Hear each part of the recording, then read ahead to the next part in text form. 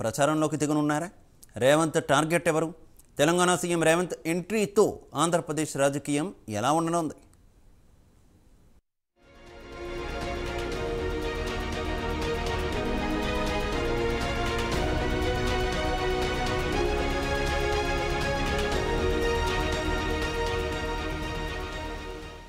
ఏపీలో మరో 40 రోజుల్లో శాసనసభ ఎన్నికలు జరిగే అవకాశం ఉన్న సంగతి తెలిసిందే.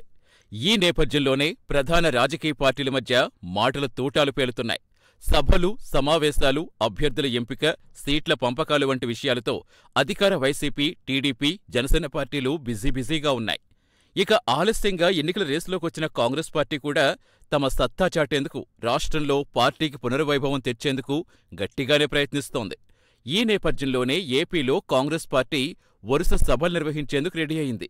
ఇందులో భాగంగా మార్చి 7న గుంటూరులో జరగనున్న తొలి సభకు ఏపీ పీసీసీ అధ్యక్షురాలు షర్మిల, తెలంగాణ ముఖ్యమంత్రి రేవంత్ రెడ్డి హాజరు కాబోతున్నారు.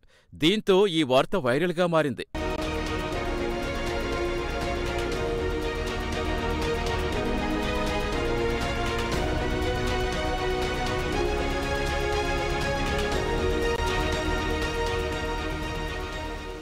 ఇటీవల వైసీపీ ప్రభుత్వంపై షర్మిల తీవ్రస్థాయిలో విమర్శలు చేస్తున్న విషయం తెలిసిందే.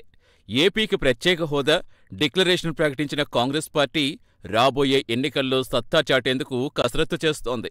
అభ్యర్థుల ఎంపికతో పాటు రాష్ట్ర స్థాయి నేతలను ఎంపిక చేసేందుకు ప్రయత్నాలు మొదలుపెట్టింది. ఏపీలోనూ కర్ణాటక, తెలంగాణలో ఇచ్చిన హామీల మాదిరిగా హామీలు ఇవ్వాలని కాంగ్రెస్ అధిష్టానం యోచిస్తోందని తెలుస్తోంది.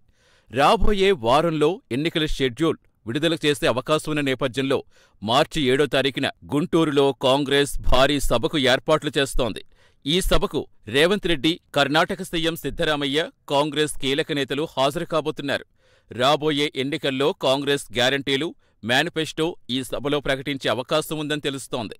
ప్రత్యేక హోదాతో పాటు పోలవరం వంటి అంశాలకు ప్రాధాన్యం ఇవ్వనున్నారని తెలుస్తోంది.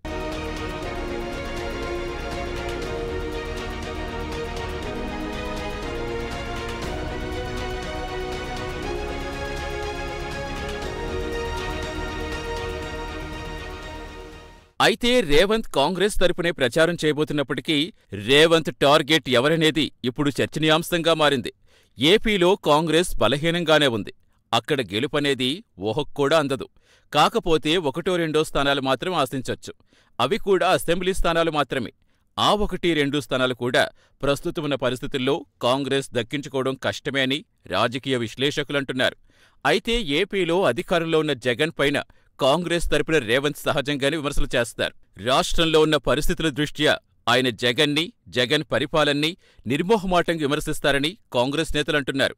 చూడాలి మరి ఇక రేవంత్ ఎంట్రీతో ఏపీ రాజకీయం ఎలా ఉండనుందో అనేది.